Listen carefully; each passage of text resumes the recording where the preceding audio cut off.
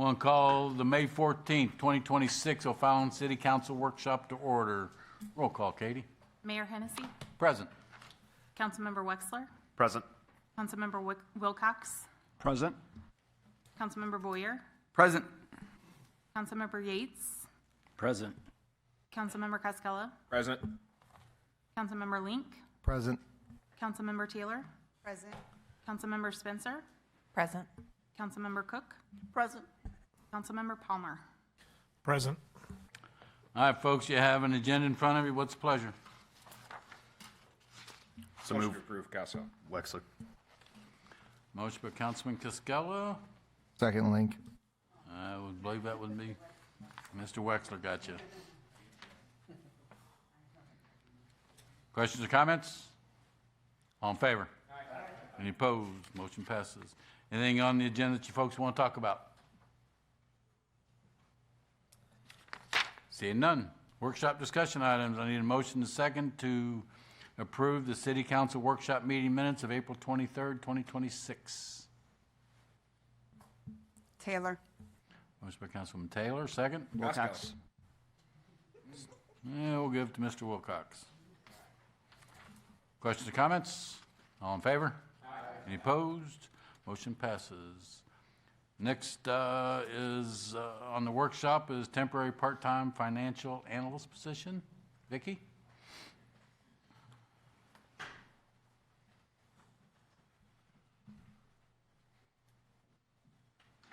Good evening.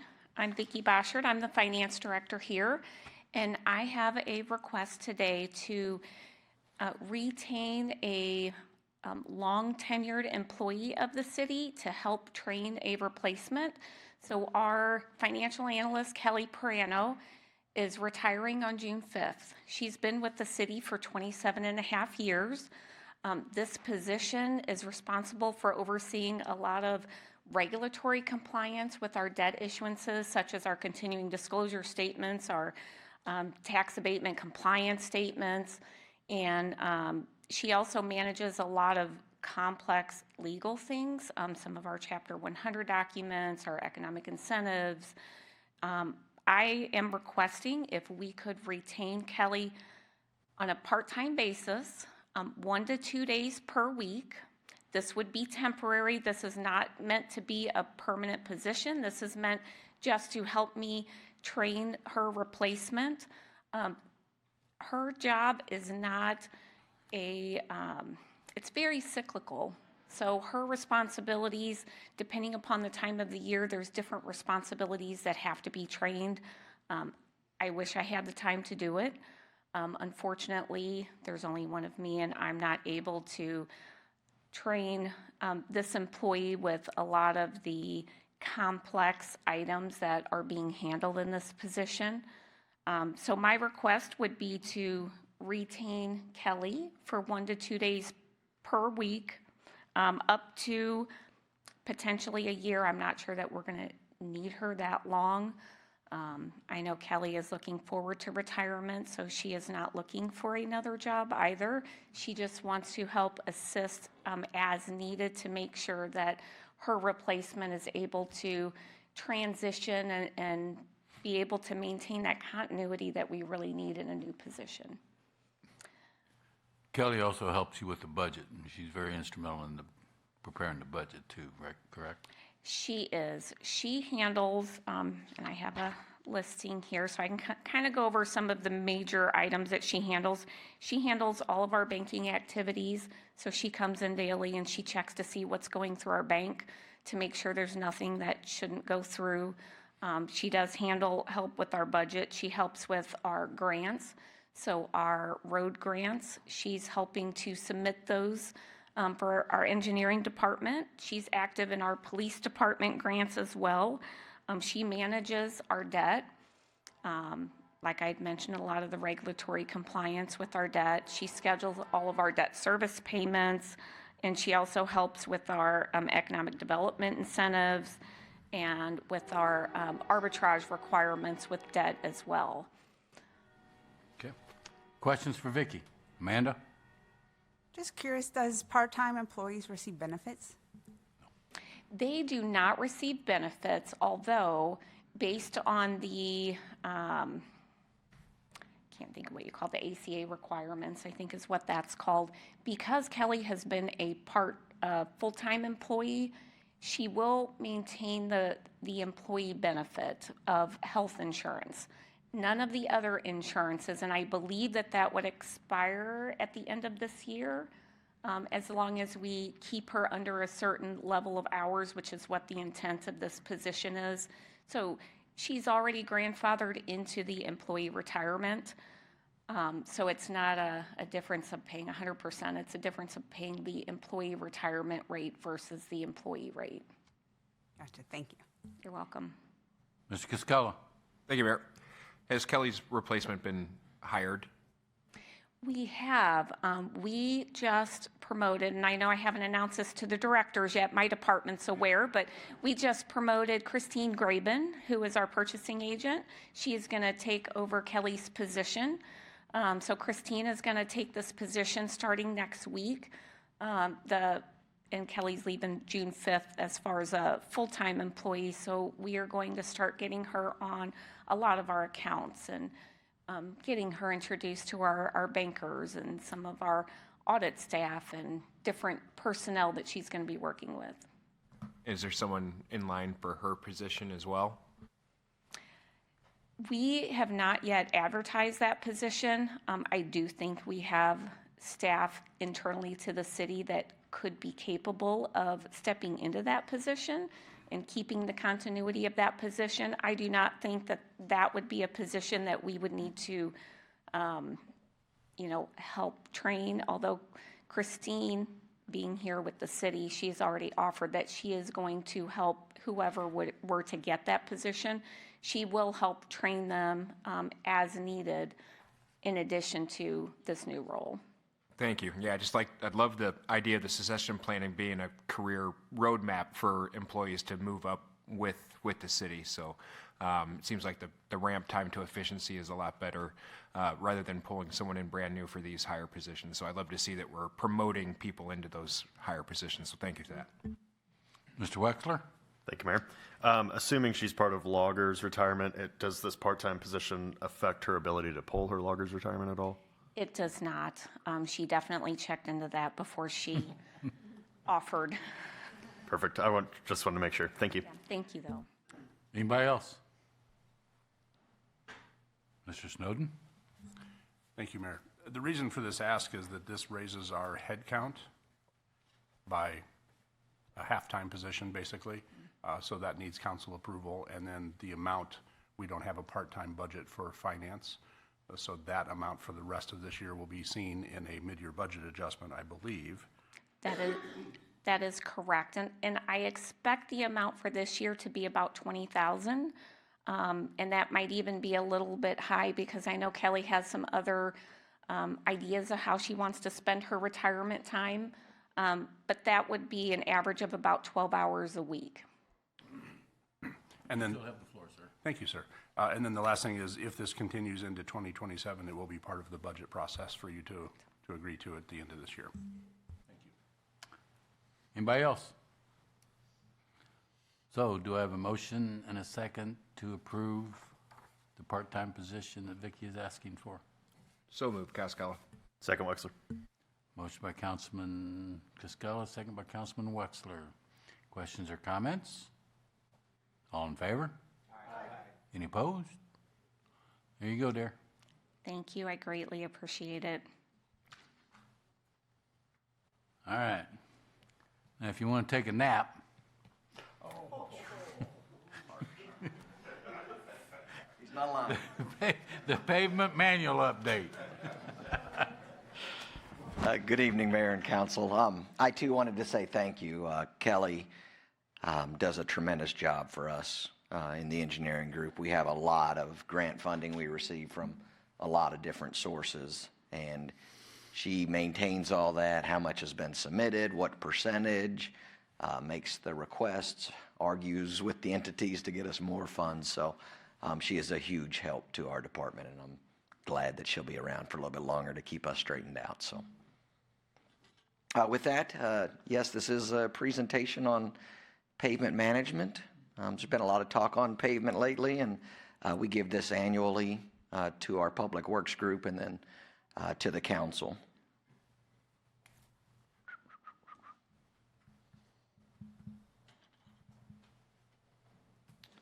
A couple things we'll go over tonight. One is the 2025 pavement manual, a little update on that.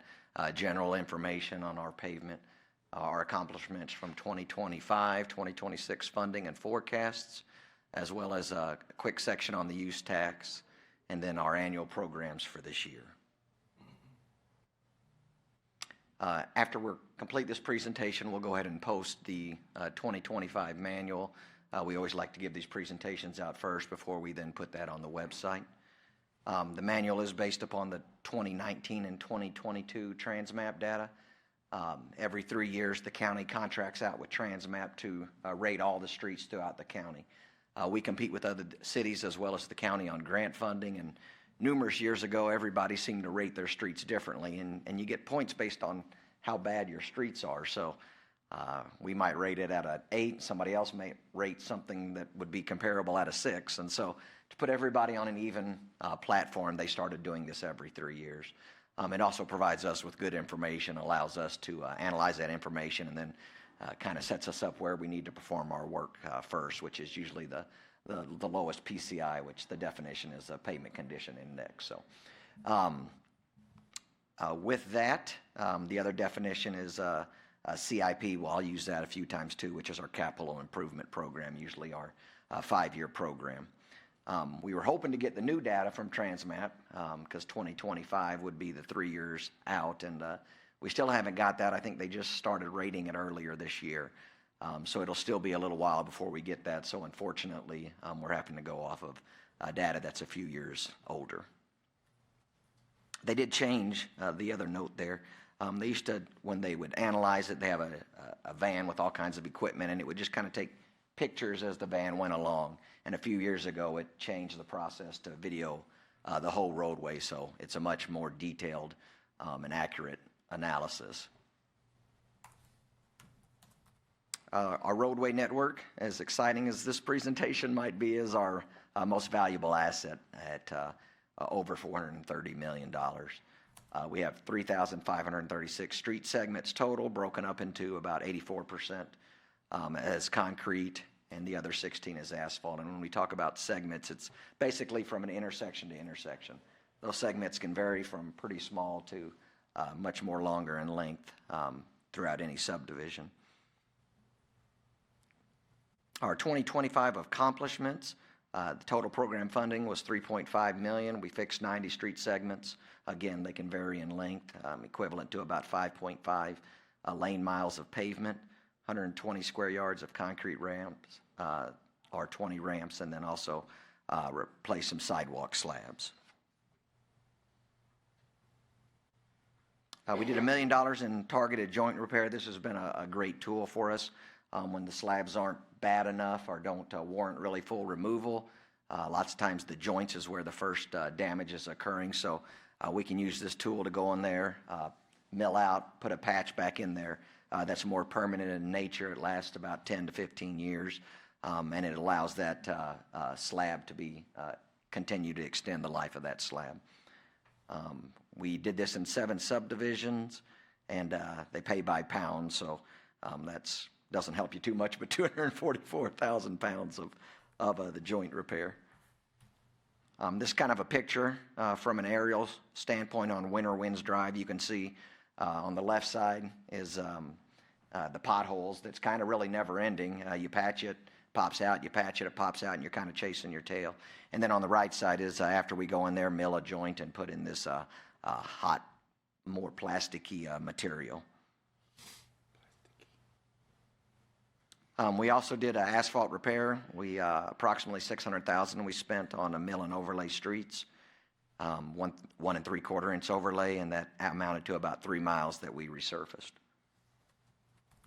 We also spent about $200,000 in micro surfacing. It's similar to an asphalt overlay, but it's a much more thinner material. It doesn't last, let's say, as long, but it's done to delay that more costly resurfacing, and again, with the intent to extend the life of that pavement.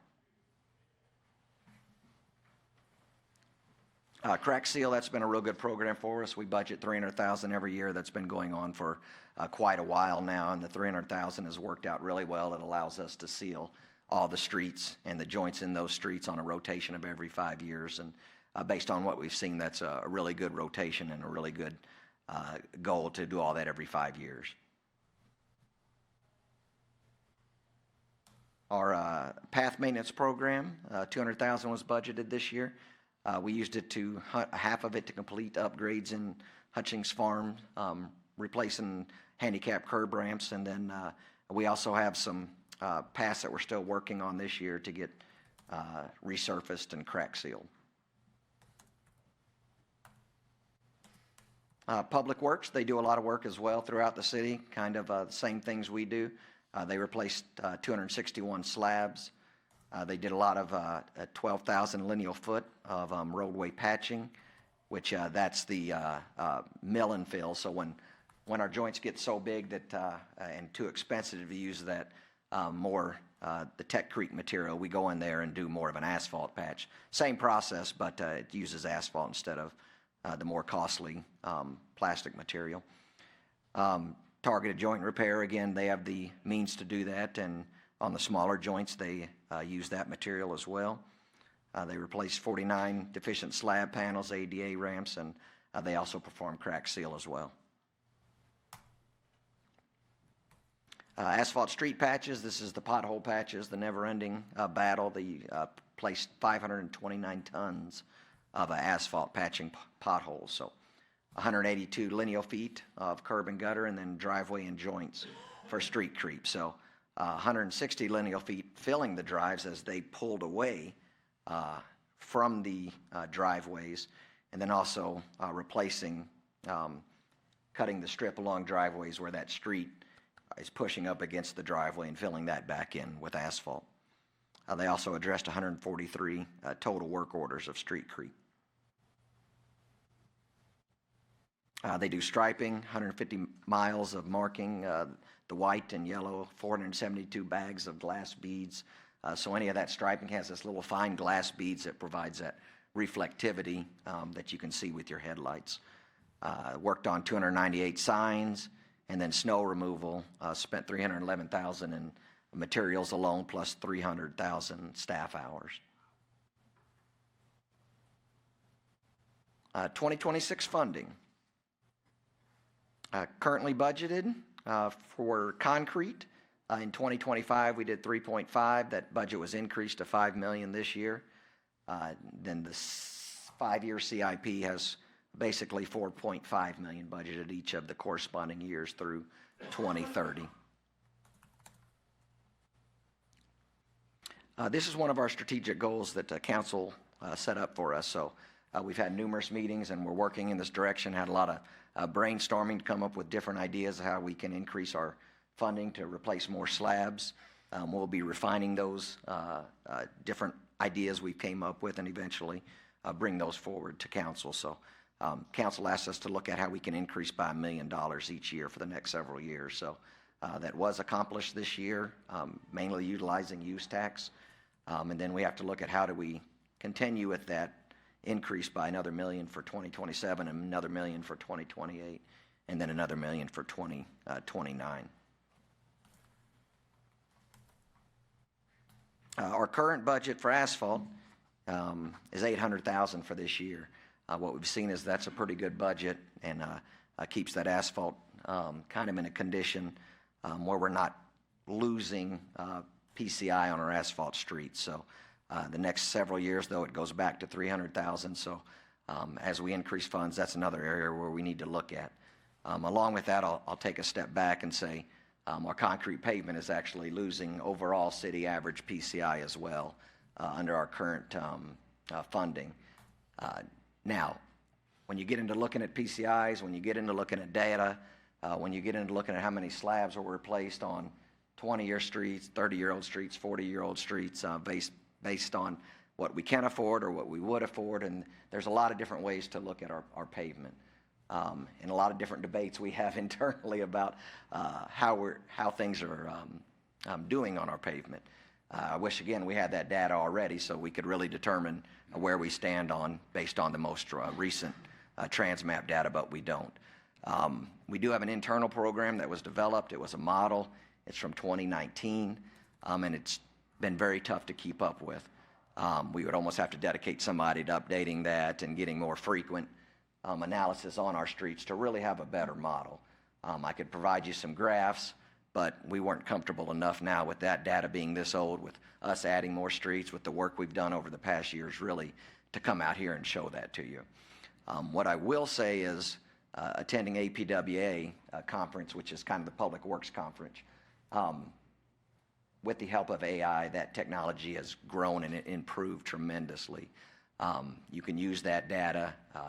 Companies will now do that, analyze your streets, much lower cost, and we can have that data more frequently. We can really see what our degradation curve is.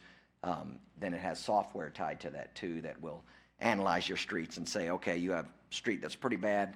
You might as well hold off on that and replace these other streets, and then you'll get more streets in the 85, 90% PCI that you can raise versus replacing those two next year, right?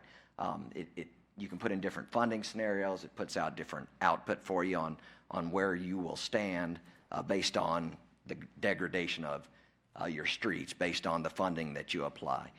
So there's great technology out there. There were probably 10 to 15 vendors I met with. We've continued to have those meetings this year. We've talked to the county about maybe switching to something that would be more beneficial and that would provide the company software. So we really hope to bring that back to you guys. We don't know if the county yet will go along with us on this or not, but it's really exciting. We think it's really needed for us to better manage our roadways, especially with the increased funding we're talking about.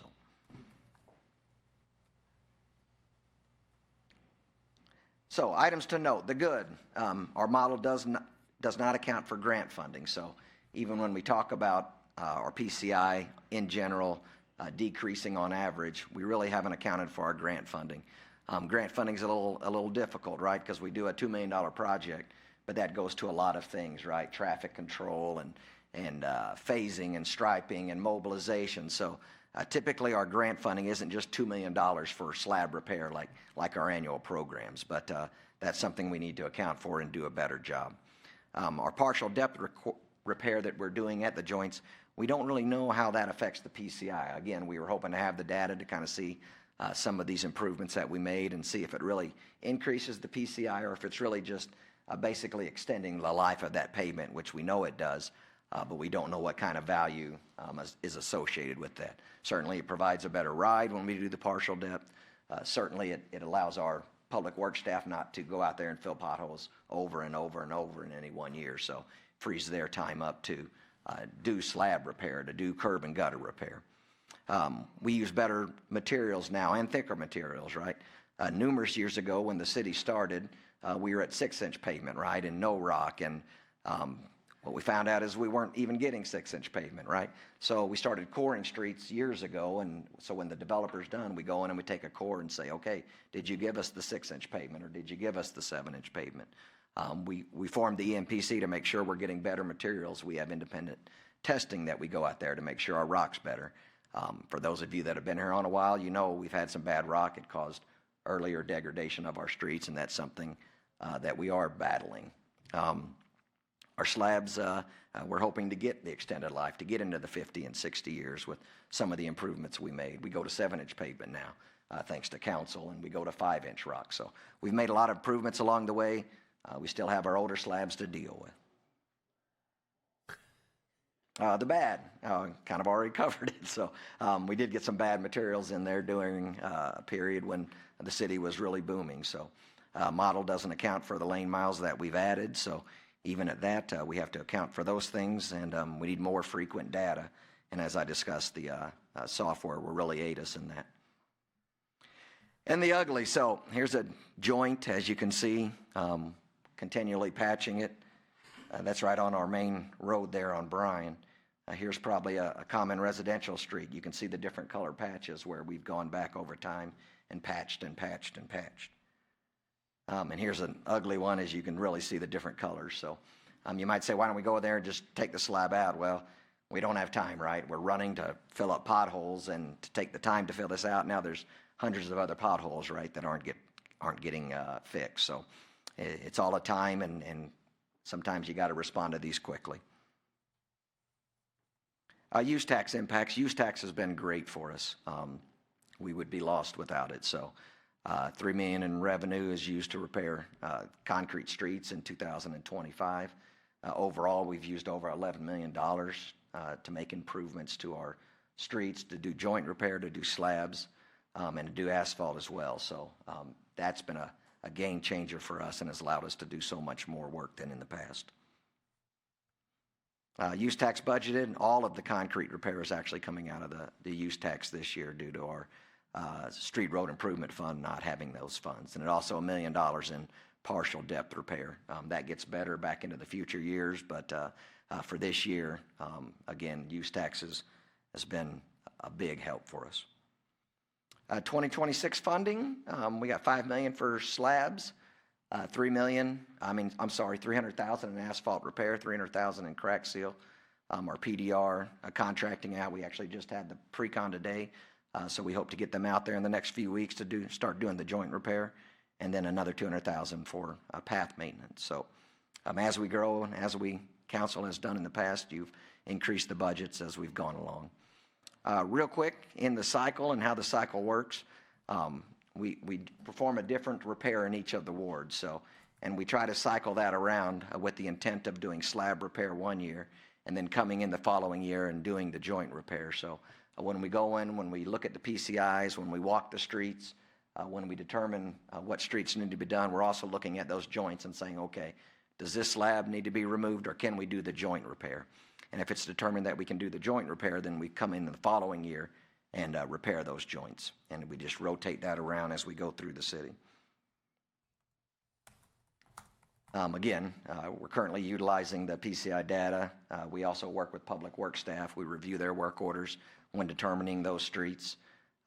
You can't just be straight PCI. We got to kind of look at where our contractor's going to be, where we get the biggest bang for our buck and not having them bounce all over a ward. Then engineering staff and public works staff will go out there and walk those streets and determine as a team which slabs need to be repaired and which one are better suited for joint repair. There's never enough money. You would always want to replace more slabs, but it's a tough decision. We've all been out there and walked these streets, and everybody would make a little bit different call, but you have to try and extend those funds and spread them out across the city. Real quick, I'll play a couple of videos. This is based on a street where we've gone in, we've done, before doing the joint repair, we've gone in, done the slab repair, went in the following year, did the joint repair. So it's a little before and after video, and I'll try to speed it up.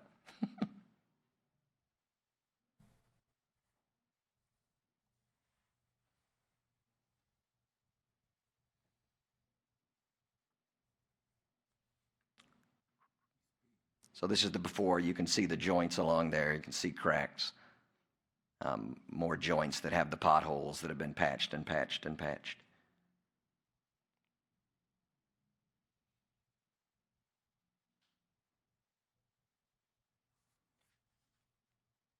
And then we'll turn here and look at the cul-de-sac. There's some more joints that need repaired.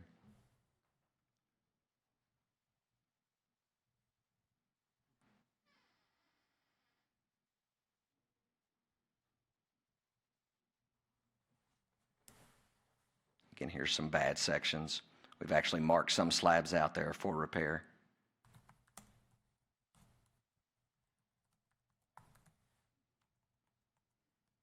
Then I'll go to the after.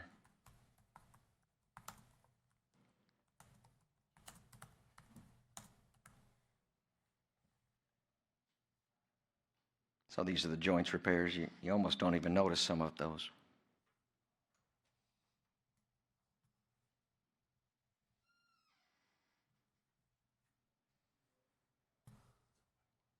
So yeah, the first stretch was mostly just joint repairs.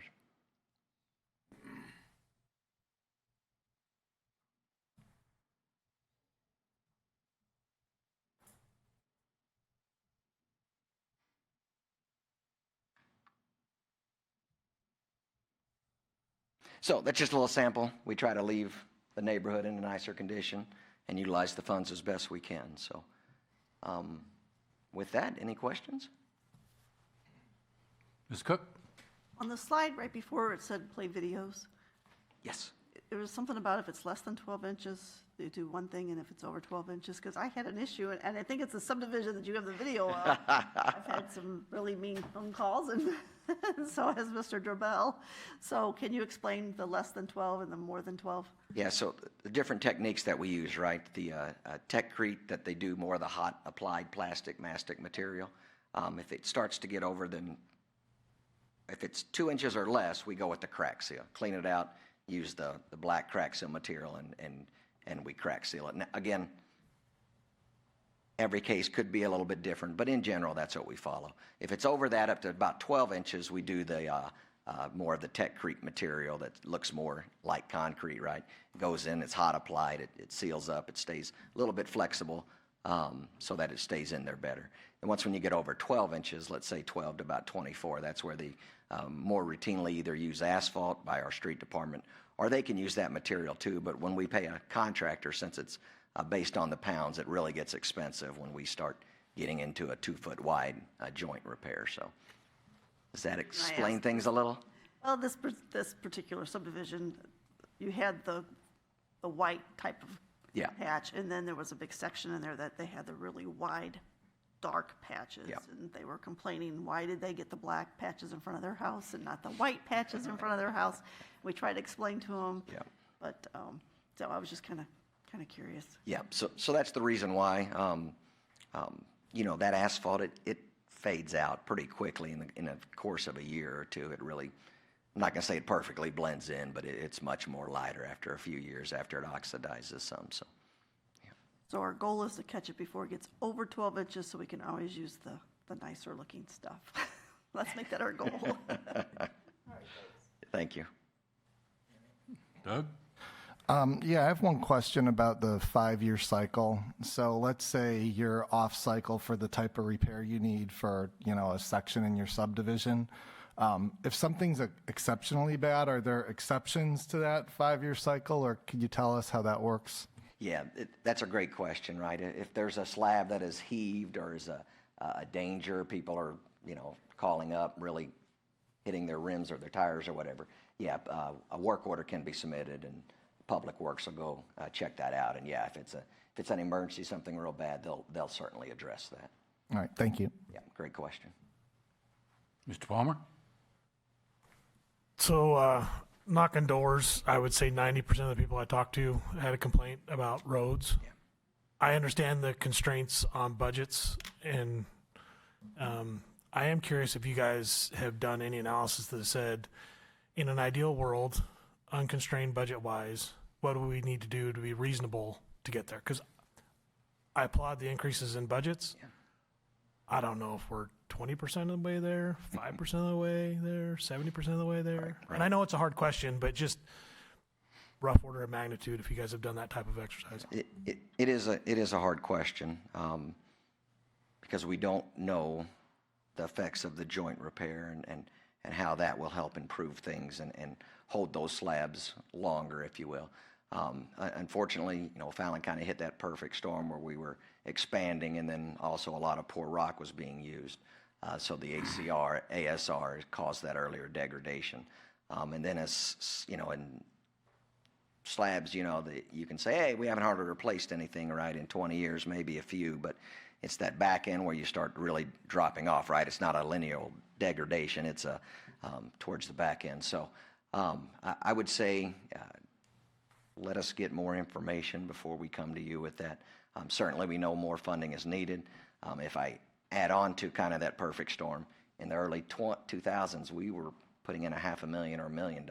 So we're kind of playing catch up now as well. So we have some more factoring to do on that. So. Steve, put your mind, do you remember we had this question, it's been a while back, and what it was going to cost us to get, basically what Mr. Palmer's asking, to get us to a certain point, and I don't...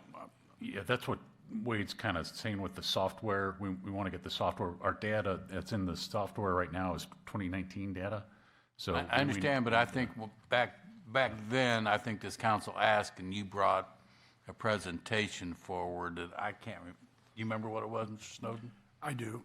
But before I tell you the number, back then, things have changed so much with technology and the fact that we're asking for thicker roads and we're doing a better job of inspecting and all that. But back then, it was about $13 million a year. Yes.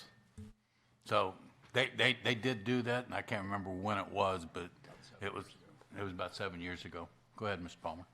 So I guess where my head would say would be there would be some level of catch up, right? And then the steady state maintenance, right? And obviously that catch up would be, if you want to do it in 2 years, obviously a higher price. If you wanted to catch up over 10 years, right? But that's where my head would go, would be what would be a value over some period of time to catch up, and then what would be the steady state. And obviously technology changes, so sometimes it gets more expensive and sometimes it gets less expensive, et cetera. So I'm just curious, just ballpark idea, again, because my ears are still hurting from all the complaints about it. And it's a great question. We looked in the last 15 years, our prices have doubled, right? So even when we talk about increasing funding, then you got to think about, okay, now inflation factors into that as well. So. Ms. Spencer? So I do understand, budget restrictions and time constraints and all that, but you had shown that picture, I think you said it was on Bryan Road, with the multiple repairs that have been done. Do you know offhand what the cost of the repair is, as opposed to what is the cost of just replacing, like that one slab that you showed? Yeah. Great question, and it depends on, I guess, the amount of damage along the joint, right? So staff will take that, a slab right now in a residential neighborhood is $1,900, so $2,000, something like that, to replace a slab. If you do joint repair, you'd have to do 40 feet, I think, to equal that. So if they can repair 10 feet here and there with a joint repair versus replacing the slab, then it's cheaper to do the joint repair. Don't quote me on the joint repair numbers, but that all depends on, the width as well. But so when they go out there and inspect and look at the slabs, that's when they make the decision, let's leave this slab and do the joint repair, or we'd be doing so much joint repair and it's already cracked up, we might as well replace the slab. So on that one specific slab that you had shown on Bryan Road, how many times had that been repaired? Yeah. I don't know if it has ever been repaired other than patching the pothole, right? The multiple colors of... Yeah, the multiple colors of, it might get filled 2 or 3 times a year, especially, right after winter as you're going through that winter cycle. So I'm just wondering if it would be more cost effective to, like you said, we simply don't have the time. That's 730 lane miles. I get that. Right. But would it be more cost effective to stop just patching it and just replace it? Yeah. Great question, and such more of a complex answer, right? Wintertime, right? So all these potholes are happening and they're plowing snow, right? And in the meantime, they're trying to patch potholes, but priority comes plowing snow and setting up and breaking down. And so then the spring, well, now you got these potholes everywhere that you're trying to catch up on. So, and I don't know if they're done patching potholes or not, but I know they were working on the weekends and everything. So it's, then if you take the time to on slab replacement, well, now you've taken their time away from other things. So it's a difficult question. We'd love to replace them all, right? Bryan Road will cost you more money too, because now you're traffic control and thicker pavement and things like that. But yeah. Okay, I was just wondering. Thank you. Yes, ma'am. No, thank you. Yes, they were out on Saturdays and Sundays too, so yes. Yep. Ms. Taylor? Hey, Hi. first, those ugly pictures, those all came from Ward 4, didn't they? That looks like every street in my neighborhood. I tried to catch the project manager to ask him where those other two were at, and he wasn't at his desk because I figured somebody might ask. Yeah, I have a few questions, and this one's kind of specific. I was just wondering, you said this year you used 529 tons of asphalt for pothole replacements. Do you know how that compared to the year before? If it's going up or? I do not. Well, we could probably get that number unless Steve. Yeah, that's something I'll have to look up. So. Just wondering, if it's gone up substantially or anything like that. winter plays a big factor on that. Some winters it's horrible, and we have a ton of joints blowing up and patching potholes, and some winters it's not as bad. So. Another thing, when you talked about, our strategic plan, the 25% increase, you mentioned like $1 million a year over all the years. And I guess that was kind of off in my mind because, we started, say, with $4 million, the 25% increase is $1 million that year. I'm just saying in my mind it was, the next year would be like 1.25 million, right? Because you're basing off the 5 million. Is that not how we're doing it? Or Ms. Taylor, you're correct. The strategic plan is 25. That was just a mistake on the slide. Okay. It is 25%. Basically, the first 2 years are about $1 million, which is where that number came from. The slide stated $1 million. It should have gone up a little higher in those outside years for what you're talking about. But the strategic plan is definitely 25%. Okay, yeah, that confused me a bit. What else I had? Oh, I did want to bring up, because you talked about this partial depth repairs, and that's something, well, not really new. We did it before, but then we brought it back. And I noticed on our agenda tonight during the meeting that we had the item for that. And one thing I noticed was it said that it was going to be primarily done in Ward 1. So I just wondered the reasoning for that. Yeah, if that's the contractor, that's probably the ward that we're in, right? So we did slab repairs in Ward 1 last year. So now we're moving into there for this year to come in behind with the joint repair. So we're in Ward 2 this year with concrete slab repair. So the next year we'll move into that with the joint repair. Now, Public Works will still be doing joint repair too in their given ward. It might be Ward 3 or 4. Well, but we do it everywhere where it's needed when we get a work order, but we focus on that ward when we can. Yeah, so that's the same, like joint repair is the partial depth repair? I mean, I thought that was kind of different. So Ward 1 was the slab repair. That's where we go in. We look at the streets. We say, okay, we're going to remove these slabs. These slabs were not. Looks like we can do the joint repair the following year because we know they're coming in behind. So then they'll do the slab repair. And then now, for example, Ward 1, 2026, now they're coming in to do the joint repair. Does that make sense? Yeah, and I get that, but the partial depth repairs is different than joint repair, correct? No? No, that's included, that's all together. Yeah. And they're done all together, okay. Crack sealing is different, right? The little joint sealing when we come in with the black kind of tar, if you will. But yeah, the joint repair is the partial depth. They come in, they mill, and then they fill it. The contractor uses the Techcrete, which is more of the hot applied type material. So. Okay, yeah, thank you. Yeah, sorry if I wasn't clear on that. So. Mr. Bender? I found the answer to Ms. Taylor's question.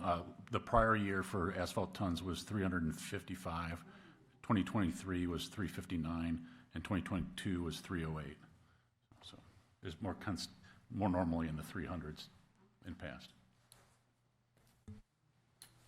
Scott? Just one quick question. When a resident puts in a work order for either joint repair or a slab repair, what's the average response time to get the city out there to address that? Just so I'm communicating accurate information back to the resident. Yeah, I might have to turn to Steve. I think I'll turn to Steve. Yeah, and it really depends on the type of repair and the severity of the repair. So every time they go out there, they're going to look at the things and prioritize it. If it's more of an urgent thing, we'll prioritize it that way and get out there sooner. But potholes, in the middle of pothole season, when it's at its worst, we can be at 30 days before we get to a pothole. Those have settled down now, so we'll get to them probably within a week, and sometimes within a few days sometimes now. But the more serious things like slab repairs, we have a backlog that's 6 months or something like that for a slab repair through the street department. So that's different than the contracted out stuff. So it depends on the type of work and the severity. Thank you. So, Scott, just to let you know, correct me if I'm wrong, Steve, If a resident puts a work order in, they get an answer that says, we've received your complaint, here's your work order, and you can follow it. And I think they answer that within 24 hours or so. Yeah, and the system will automatically send a response if they request it. So if they put their email address in, they'll automatically get a response so they know that it was. And the resident can follow that work order and the progress. Doug? More quick one. What do we do as a city versus what do we contract out in terms of all the different types of repairs?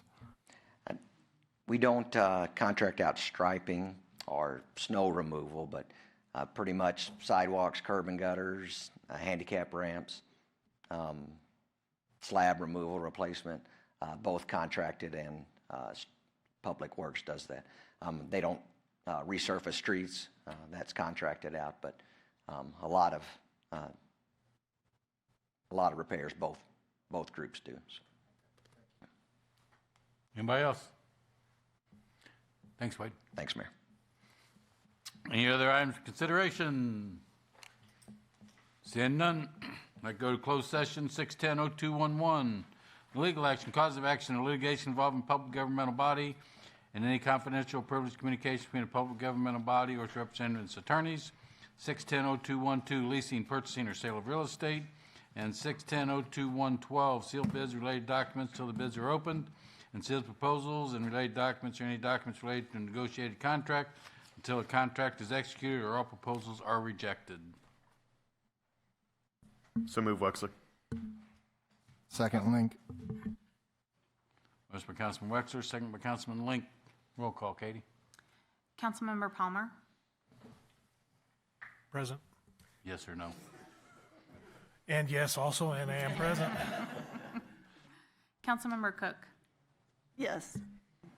Councilmember Wilcox? Yes. Councilmember Link? Yes. Councilmember Taylor? Yes. Councilmember Cascella? Yes. Councilmember Yates? Yes. Councilmember Spencer? Yes. Councilmember Boyer? Yes. Councilmember Wexler? Yes. All right, we'll be in the engineering conference room at 6:25.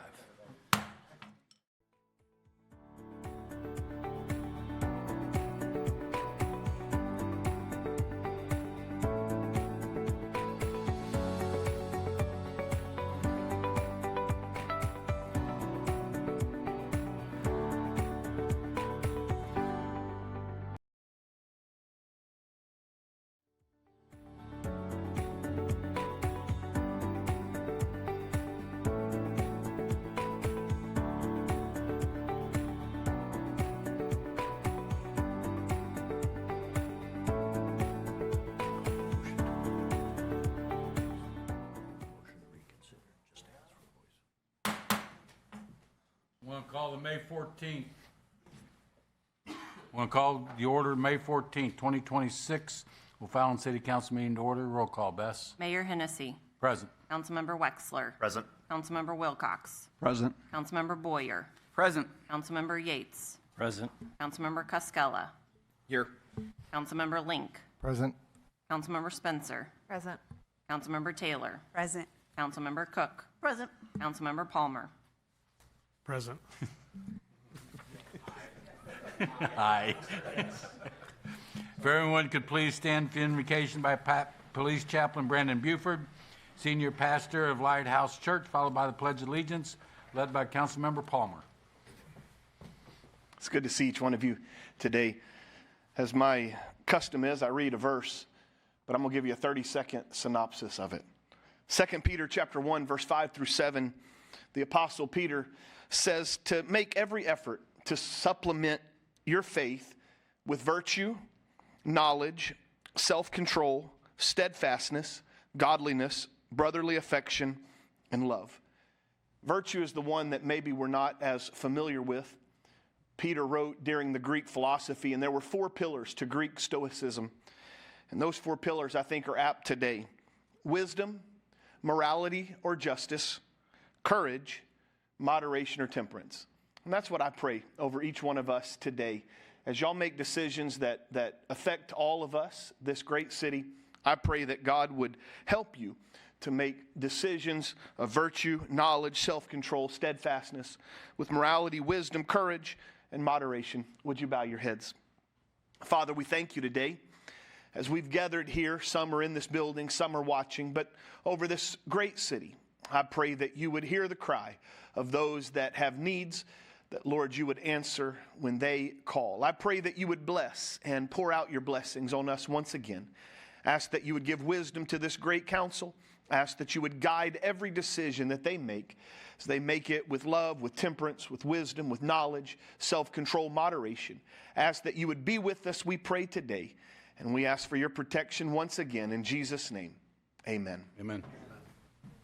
I pledge allegiance to the flag of the United States of America and to the republic for which it stands, one nation, under God, indivisible, with liberty and justice for all.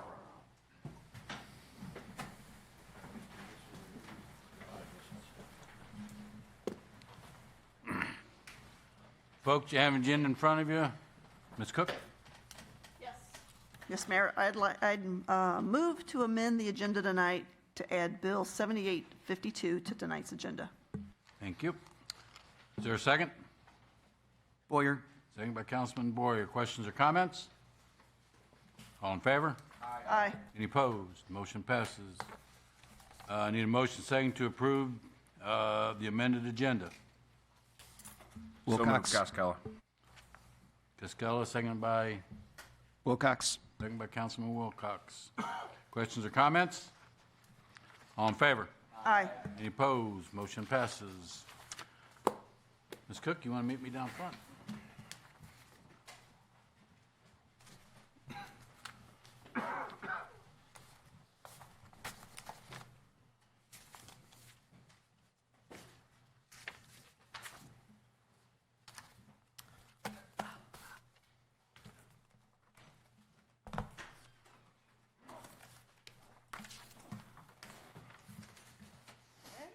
Kathy?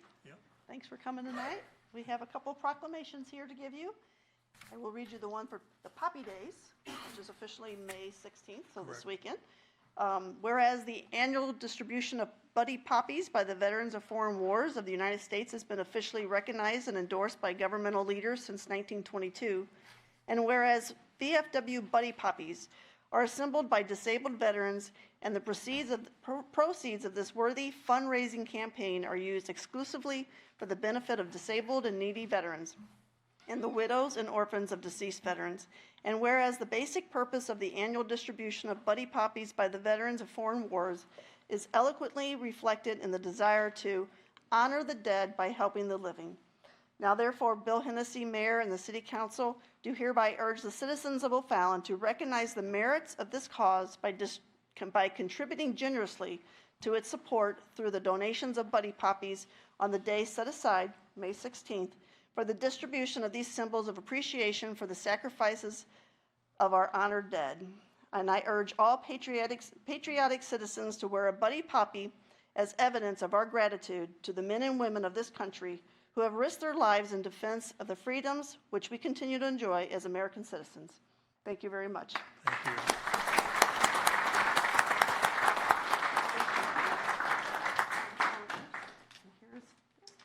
Hold on here. There you go. And then you want to say something? Yes, I would. I'm Ed Meyer. I'm the Junior Vice Commander of VFW Post 5077 here in O'Fallon. And I thank Mr. Mayor and all the council members for letting us be here tonight. We're going to be distributing this Saturday at 3 locations. The big Walmart from 9 to 5, IHOP from 9 to 5, and Texas Roadhouse from 11 to 5. And I really appreciate every year that I've been here doing this, and this is my last year. I've done it, and somebody else has taken over. Thank you, Mr. Mayor. Appreciate it.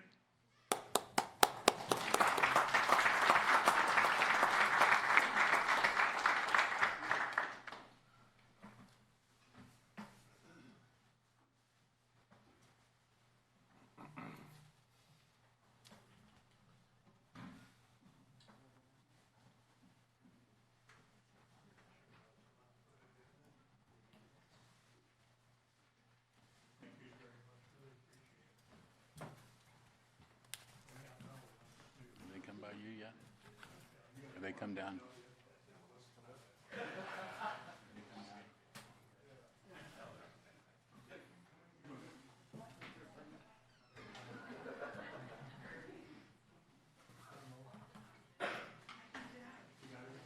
No.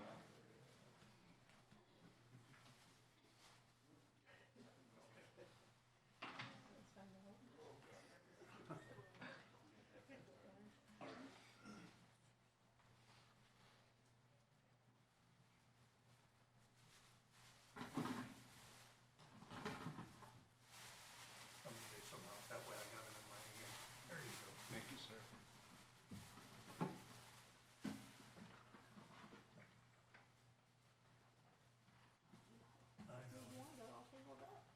The way they came this time. Okay, they there we really go. bundled together. You got it. Go ahead, pass it. Thank you. Thank you very much. Thank you.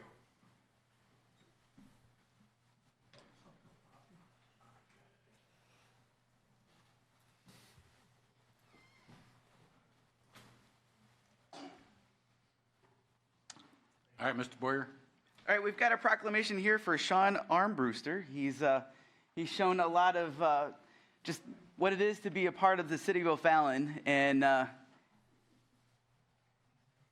as he was out working, he saw one of our citizens fall down. He stopped what he was doing and he jumped out and helped assisted her. It was above and beyond, and we get this proclamation I get to bestow upon you. So, whereas the city of O'Fallon is committed to fostering a culture of compassion, integrity, and public service with city employees who serve not only in their official capacities, but also as ambassadors of goodwill and care within our community.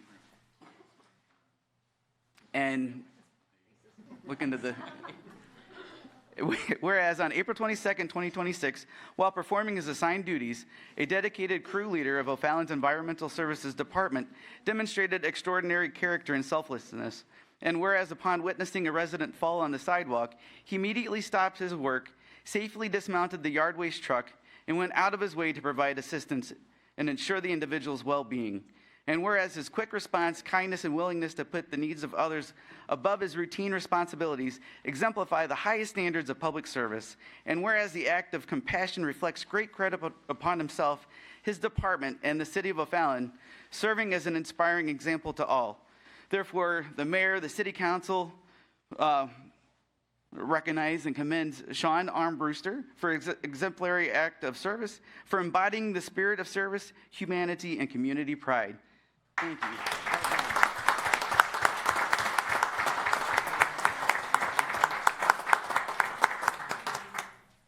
Oh, yay! This is who he helped.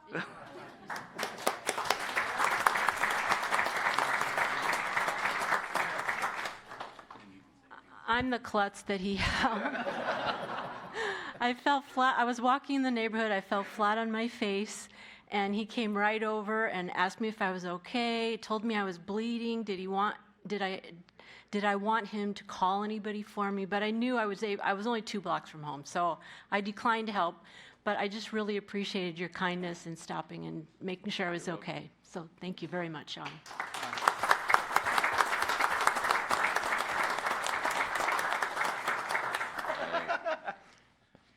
I was just doing what I would assume any Cub Scouts would do.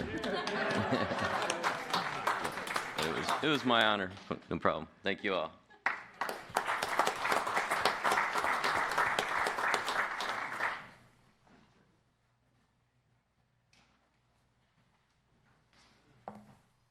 Amanda?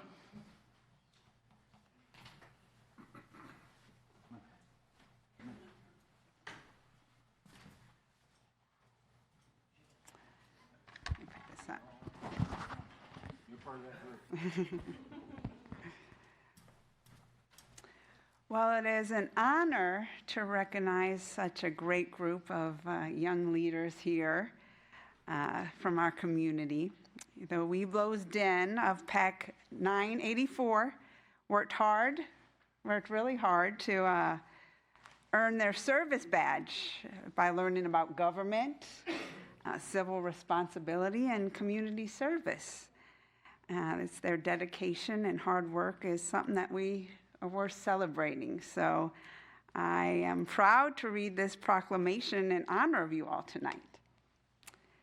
So the proclamation states, whereas the members of the Webelos Den Pack 984 have demonstrated dedication, responsibility, and a spirit of service through the successful completion of their Webelos Core Adventure Pen requirements, and whereas the Scouts have strengthened their understanding of citizenship through the My Community components by learning about different systems of voting, as well as mapping local services such as police, fire, and city hall. And whereas they have engaged directly with civic leadership by speaking with elected officials, me, gaining insight into their roles and responsibilities of those who serve the public. Whereas they have explored the development of laws, including the timeline of how laws are created and the important roles of the 3 branches of government. And whereas the Scouts applied their knowledge through the completion of a community-focused service project, demonstrating their commitment to improving the lives of others and contributing positively to their community. Now, therefore, Mayor Bill Hennessy and the City Council of the City of O'Fallon, Missouri, do hereby acknowledge and recognize the Webelos Den Pack of 984 for successfully completing their requirements for the Webelos Core Adventure Pen and exemplifying the principles of active citizenship, civic understanding, and services. So, you want to take that? Congratulations. Mr. Jeff, would you want to say something? Or yeah? I just want to say thank you to Amanda and Mayor Hennessy and the whole council for giving us this time. It's a great honor for the kids. They've been looking forward to it probably even more than camping, which is the biggest deal in the Pinewood Derby. So thank you guys for your time, and you'll see more of these kids.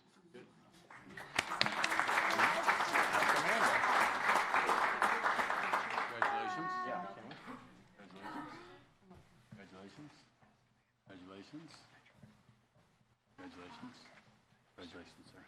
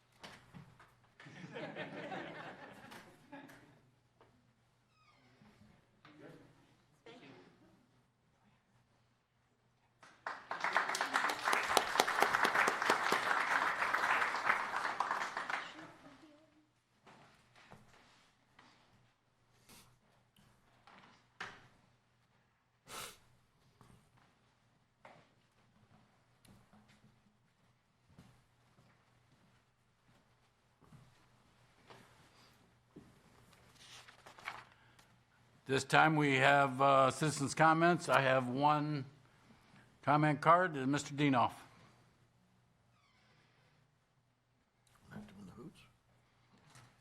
Next week. There are 2 weeks.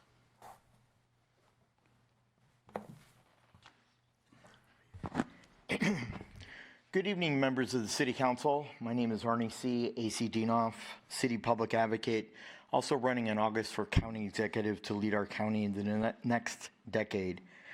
The first thing I'd like to talk about is Bill number 7857, West Terra Lane acquisition for another roundabout. There's no price tag, no transparency, and no public disclosure of exactly how much the land is going to cost us. I think that we deserve an explanation and what the price tag will be. The next bill, 7858, 7859, and 7860, are annexation of 3 different properties on Gallup Lane. We need to be very cautious and talk about every annexation, all the costs, all the responsibilities, the effect on city services, and the return on taxes versus expenditure of public funds. Now, what was Of concern is the verified petition for annexation. It's only 3 pages when most of the annexation pages are 15 pages with analysis from David Woods or his planning staff. And I'd like the City Council to ask some questions of David Woods of why we're changing our protocol. We need to be very cautious about these annexation costs and responsibilities on taking on new land. Resolution A is depth repair program for $1 million. Resolution B is rock and sand for $105,000.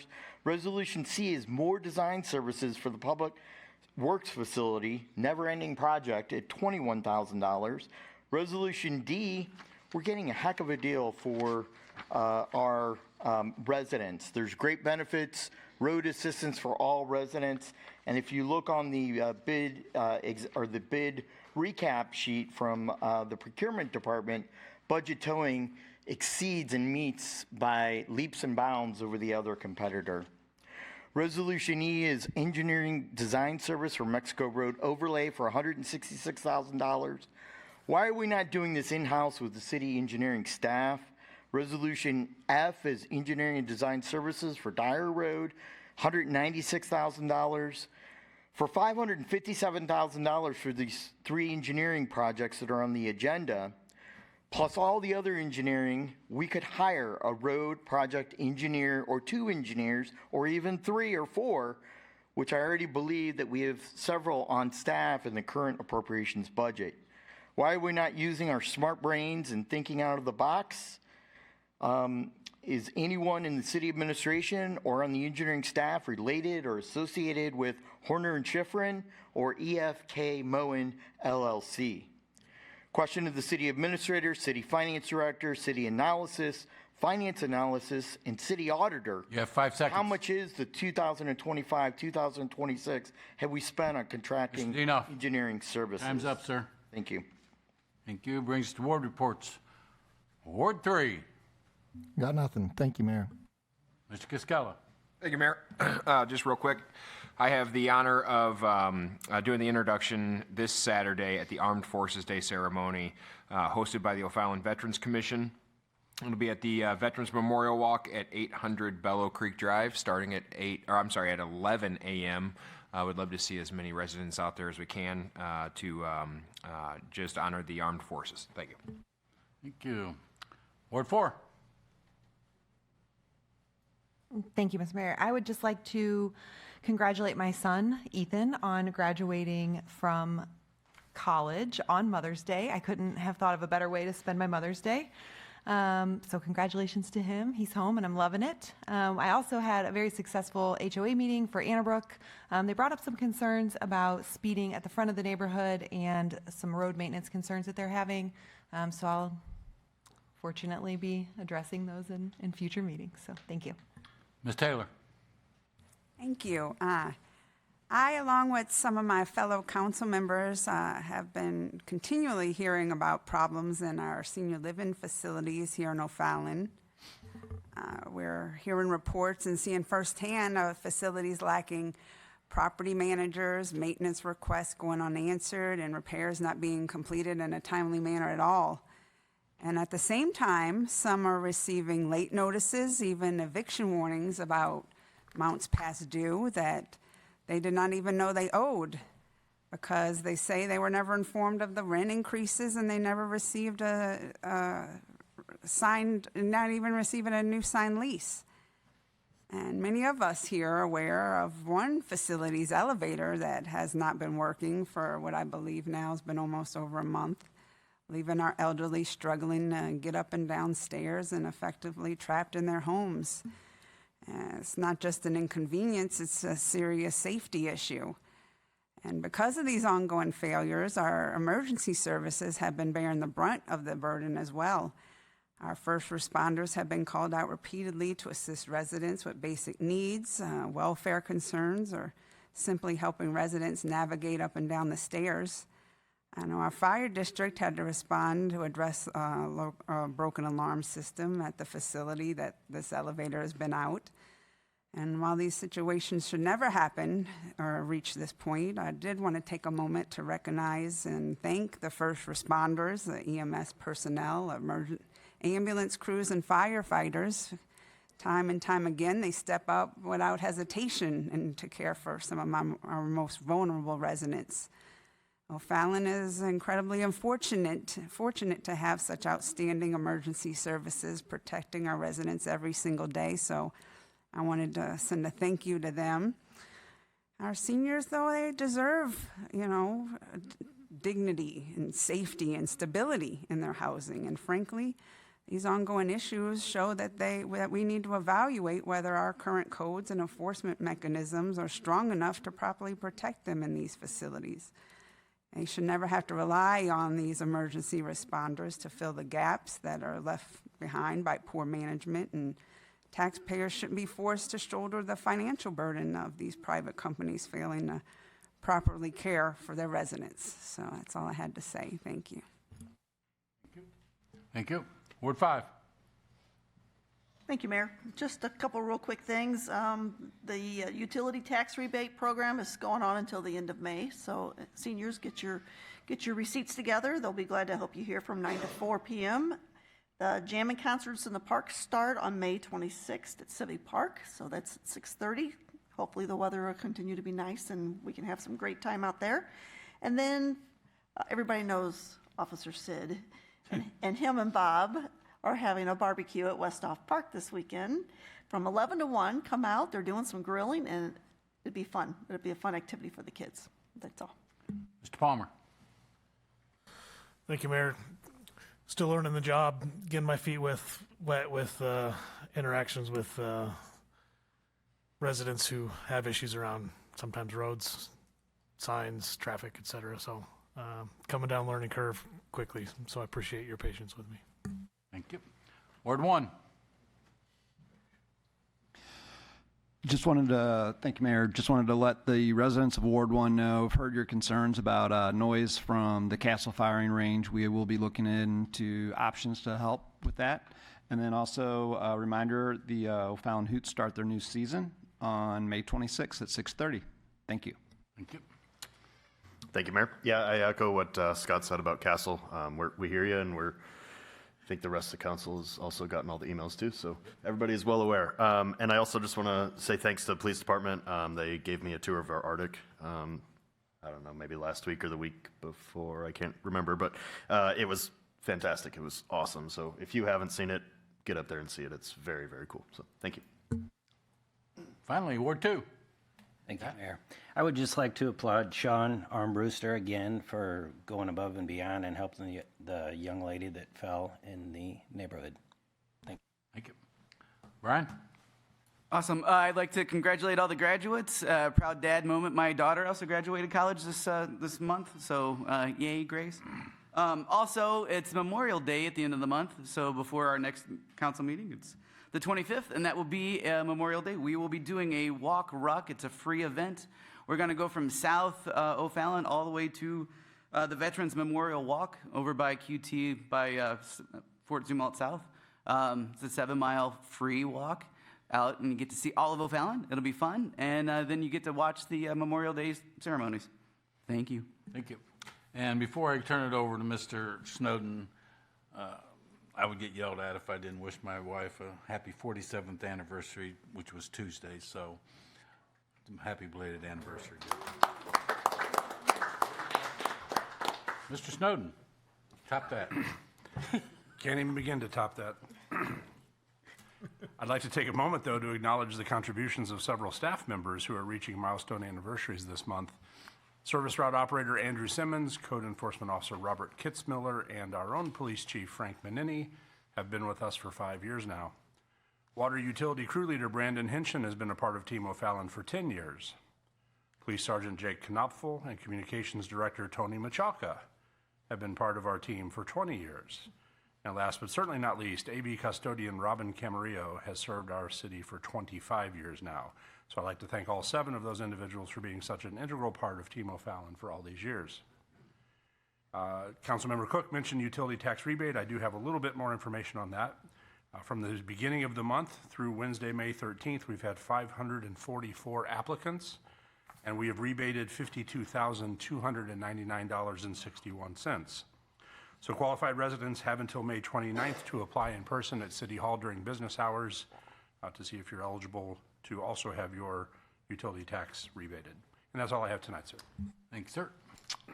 Brings to old business, brings to Bill 7856. Motion for second reading by title only. Costello. Motion by Councilman Cascola, second. Secondly. Second by Councilman Wexler. All in favor? Any opposed? Mr. O'Keefe. Bill number 7856, second reading and consideration for adoption. An ordinance authorizing an intergovernmental memorandum of understanding between the City of O'Fallon, Missouri, on behalf of its police department, and the City of St. Charles, Missouri, on behalf of its police department, to authorize the O'Fallon Real-Time Information Center to program designated police department radio channels within the Real-Time Information Center to support real-time situational awareness, occupational coordination, and officer safety. Thank you. I did not write that. I want you to know. It's probably the chief. Motion for final passage. Costello. Motion by Cascola, second. Wexler. Second by Councilman Wexler. Questions or comments? Council members, cast your vote. The voting's closed. 10 yes, 0 no. 7856 passes, becomes ordinance number 7309. 7309. Thank you, Bess. Brings Bill 7857. Motion for second reading. Boyer. Motion by Councilman Boyer, second. Spencer. Motion by Councilwoman Spencer. All in favor? Aye. Any opposed? Mr. O'Keefe. Bill number 7857, second reading and consideration for adoption. An ordinance approving the plans for West Terra Lane realignment project, declaring the project to be necessary and appropriate, authorizing acquisition of property in association therewith, and authorizing certain other actions. Motion for final passage. Boyer. Motion by Councilman Boyer, second. Spencer. Motion by Councilman Spencer. Questions or comments? Cast your vote. The voting's closed. 10 yes, 0 no. 7857 passed, becomes ordinance number 7312.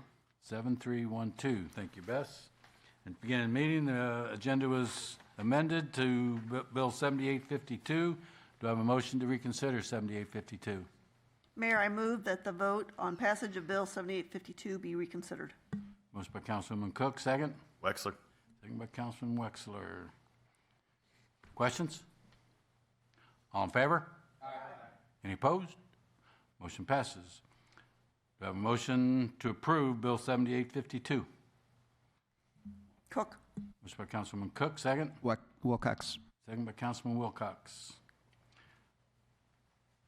I'm sorry, that's for second reading by title only, so. Mr. O'Keefe. Bill number 7852, an ordinance approving a final plan for Caballo Farms, and with respect thereto, subject to certain conditions and requirements. Thank you. Motion for approval. Cook. Motion by Councilman Cook, second. Wilcox. Second by Councilman Wilcox. Questions? All in favor? Do what? Oh, I'm sorry. Roll call. Councilmember Taylor. No. Councilmember Link. Yes. Councilmember Cook. Yes. Councilmember Spencer. Yes. Councilmember Cascola. Yes. Councilmember Wexler. Yes. Councilmember Yates. Yes.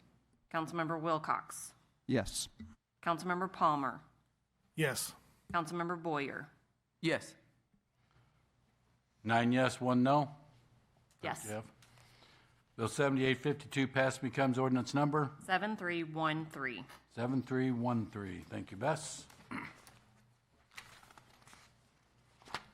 Questions or comments on the committee and commission reports?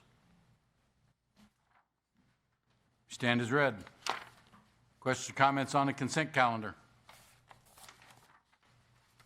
No. Second to approve. Wexler. Mr. Councilman Wexler, second. Costello. Second by Cascola. Council members, cast your vote.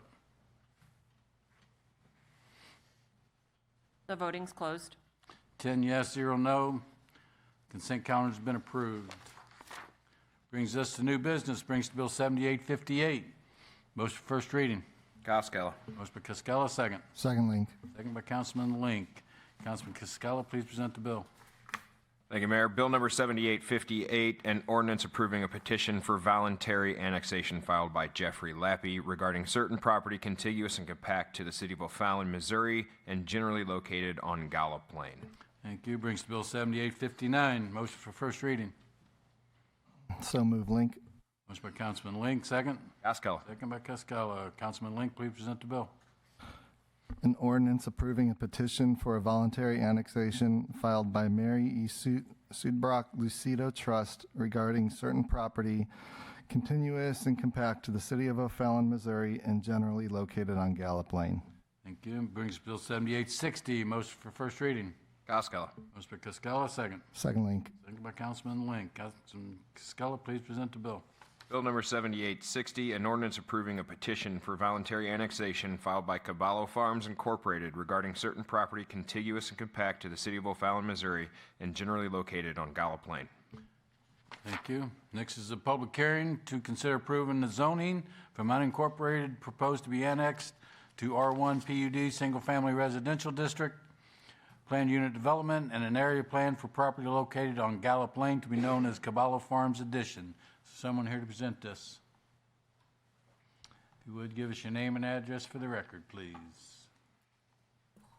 Good evening, everyone. I am Katie Peruka, 17415 North Outer 40 Road with McBride Homes. Jeremy Roth is with me, also from McBride this evening. And let me cue this up.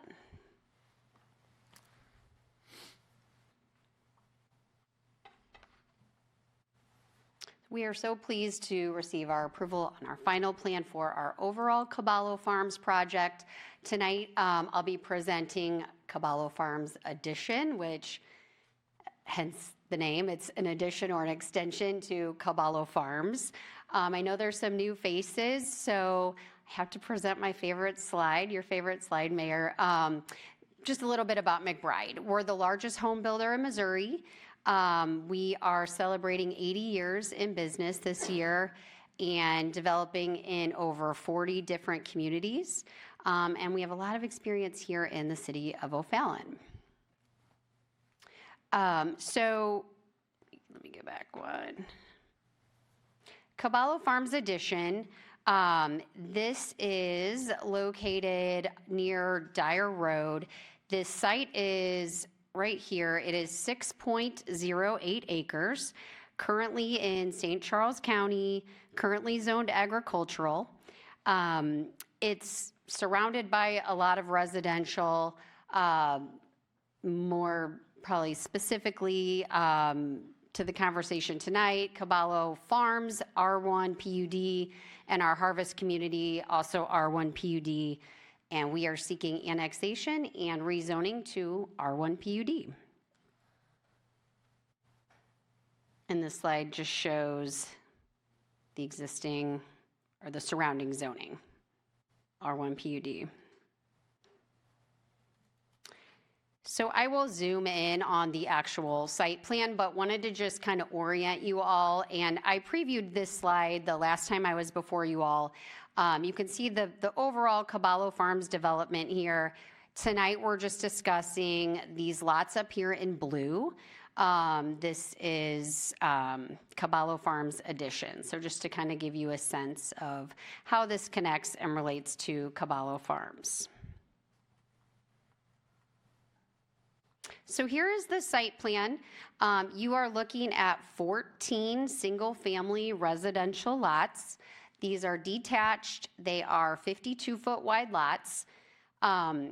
So if you recall, with Caballo Farms, we are offering sort of 3 different villages or product lines. These lots will feature kind of that middle tier, if you will, as it relates to price and size of the homes. So, and I will go back one. These lots up here, kind of in this area, are the same size. So these are all 52 foot, and these will also be 52 foot.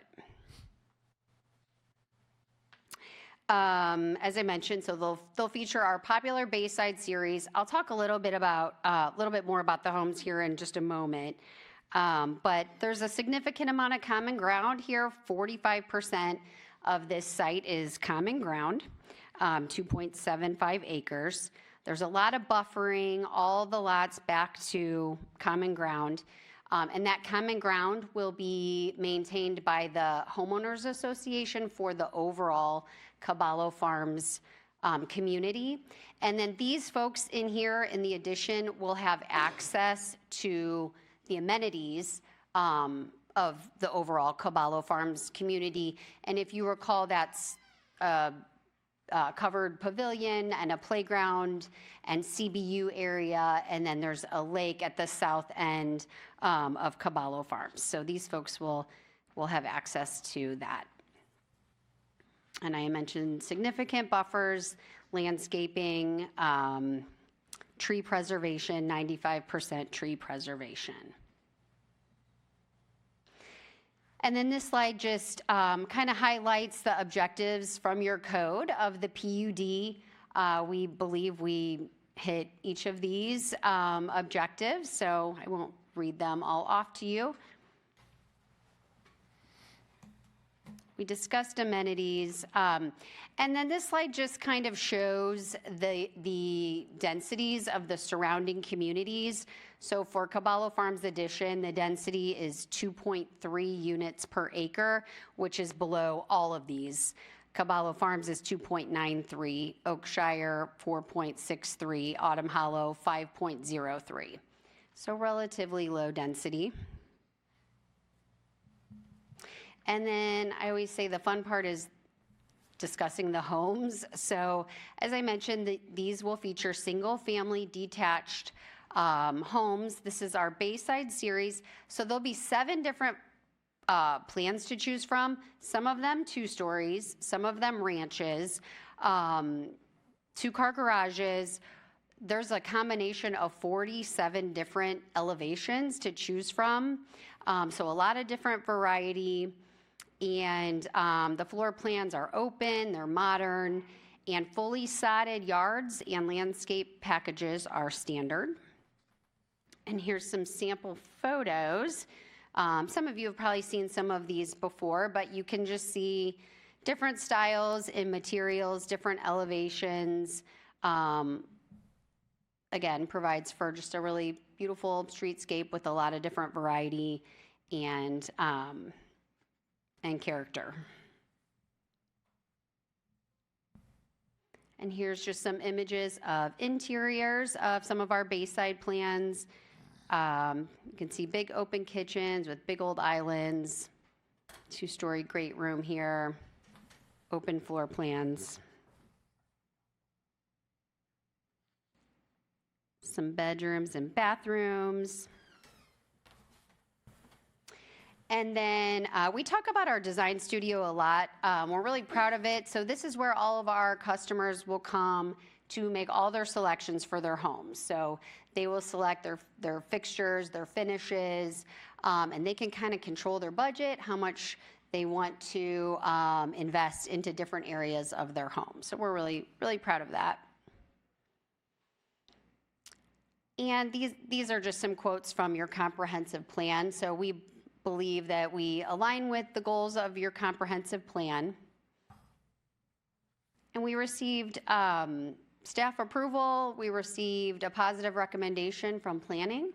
And we are seeking your approval this evening. We're happy to answer any questions or open it up to public hearing. Questions for Katie? Sorry. Questions for Katie?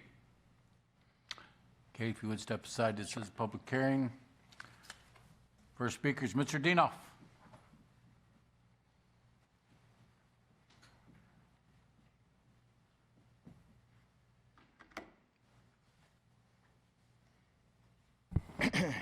Thank you, members of the City Council. My name is Arnie C., AC Dienoff, City Public Advocate. Now is the time for my on-the-record testimony for the advertised public hearing and rights under Chapter 89 of the Revised State Statutes and other state statutes that require a mandated public hearing for a PUD. So, Mr. Hennessy, don't do what happened at the Planning and Zoning Commission. Allow me to talk without interruption. That was wrong what happened. It was rehearsed by staff to the chairwoman of the Planning and Zoning Commission. We need to put on hold action with this annexation. There are several issues of costs, maintenance, subsidizing the cost of city services when the majority of residents will be doing their shopping in the city of Lake St. Louis. I am asking if this bill be tabled. We will be subsidizing this property 31 cents on every dollar. There is a very cushy relationship between the city administration and Jeremy Roth of McBride and Sons. As a matter of fact, the city attorney waived all service rights from the county sheriff. In the past 10 days, we have been sued in a 32-page county circuit court petition, a writ of mandamus, in case number 26-110-CC00638 by McBride Land Growth LLC versus the City of O'Fallon and all of its past and new city council members. Put the brakes on this bill. They threaten legal ramifications here. There was no final plan approved and voted on by the city council, but I guess you change that tonight with a not notifying the public, according to Chapter 610 of the revised state statutes of an open meeting. We had no formal notice or no heads up that you were going to reconsider the bill, which is against the city charter. Without final approval, McBride cannot proceed to submit plans for building permits and cannot begin construction of any improvement or homes. Allow the county circuit court and appeals court to do their work, hold a trial, and issue rulings in this dispute. The city needs to fight that a plan unit development and an area plan are wrong, flawed, and inappropriate with the exemption from setbacks and frontage requirements of our city codified code. We need smart and responsible growth and land uses. 4 votes by the city, according to the city charter, are needed to table and put a halt to this issue, as nothing can move forward until the court rulings are handed down. I pray that Kevin O'Keefe represents the council's wishes. You have 10 and seconds. not the desire of the mayor. And so it's quite clear that this is a flawed annexation request. There's no impact statement. Mr. Dienoff. Mr. Dienoff, your time is up, sir. Thank you. Thank you. Next comment is Steve Stegan.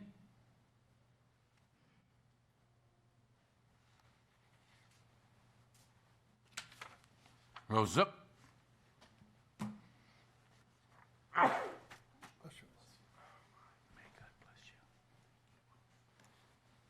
Thank you, Council.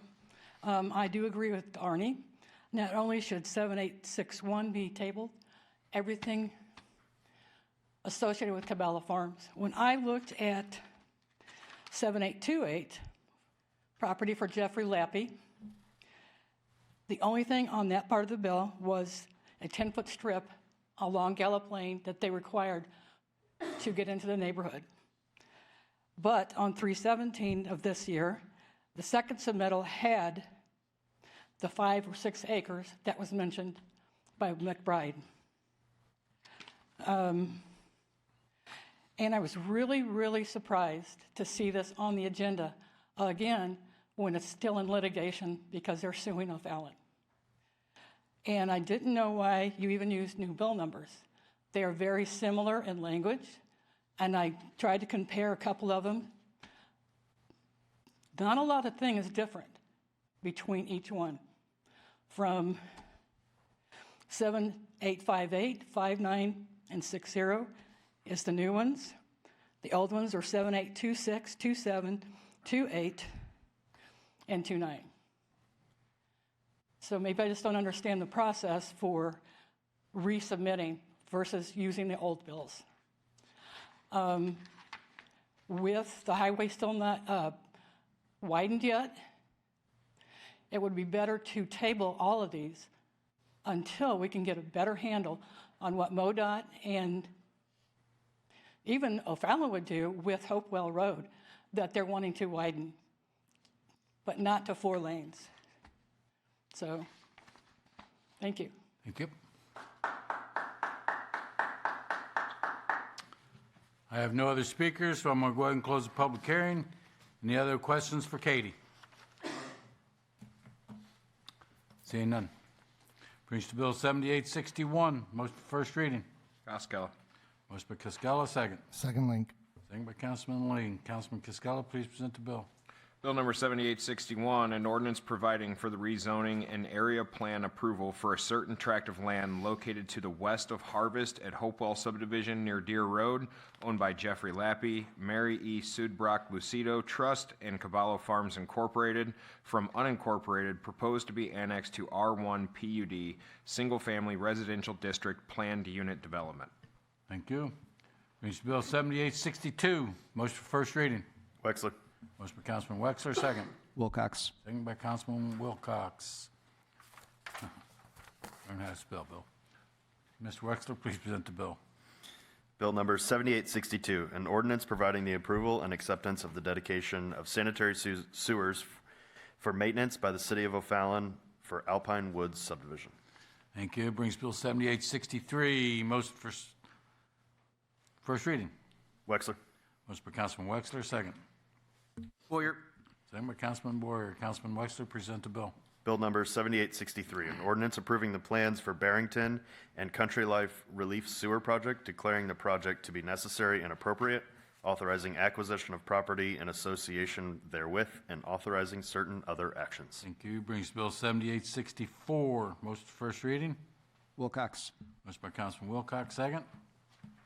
Wexler. Second by Councilman Wexler. Councilman Wilcox, please present the bill. Bill number 7864, an ordinance to permit the property at 261 Shinstock Lane to connect to the O'Fallon water system and setting conditions relating to the same. Thank you. Brings us to Resolution 514, 2026E. Questions or comments? Do I have a motion second to introduce? Wexler. Motion by Councilman Wexler, second. Boyer. Second by Councilman Boyer. All in favor? Aye. Any opposed? Mr. O'Keefe. Resolution 514, 2026E, a resolution authorizing an agreement with Oates Associates Incorporated, providing for engineering design services for the Mexico Road resurfacing and pedestrian improvements project in an amount not to exceed $165,957.80. Motion second to approve. Wexler. Motion by Councilman Wexler, second. Boyer. Second by Councilman Boyer. Council members, please cast your vote.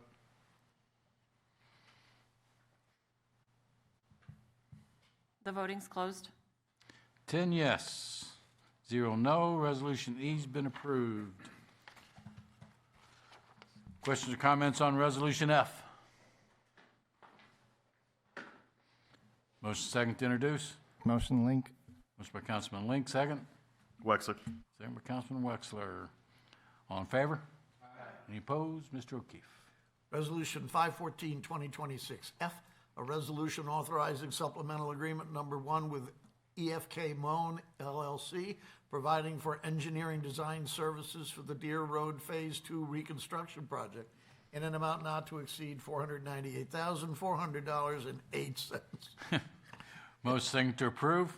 Motion to approve link. Motion by Councilman Link, second. Wexler. Second by Councilman Wexler. Council members, cast your vote. The voting's closed. 10 yes, 0 no. Resolution F has been approved. Questions or comments on Resolution G? Seeing none, motion second to introduce. Boyer. Motion by Councilman Boyer. Who was the second over there? Okay, second by Councilman Cook. All in favor? Aye. Any opposed? Mr. O'Keefe. Resolution 514, 2026G, a resolution authorizing an agreement with Horner Schifrin Incorporated, providing for engineering design services for the Bryan Road Pavement Preservation Project in an amount not to exceed $195,677.21. Thank you. Motion for approval. Yates. Cook. Motion by Councilman Yates, second. Taylor. Who's that? Motion by Councilman. Well, I don't hear you. You don't have your microphone on. Cast your vote. The voting's closed. 10 yes, 0 no. Resolution G's been approved. All right, next I'd like to have a motion to go to closed session, 610-0211, legal action, cause of action, or litigation involving a public governmental body, and any confidential privileged communication between the public governmental body and its representatives and its attorneys. 610-0212, leasing, purchasing, or sale of real estate, and 610-0212, sealed bids and related documents till the bids are open, and sealed proposals and related documents or any documents related to negotiated contract until a contract is executed or all proposals are rejected. Do I have such a motion? So move, Link. Yates. Motion by Councilman Link, second by Councilman Yates. Link and Yates. Roll call, Bess. Councilmember Palmer. Here. I am here and I'm a yes. Councilmember Spencer. Present.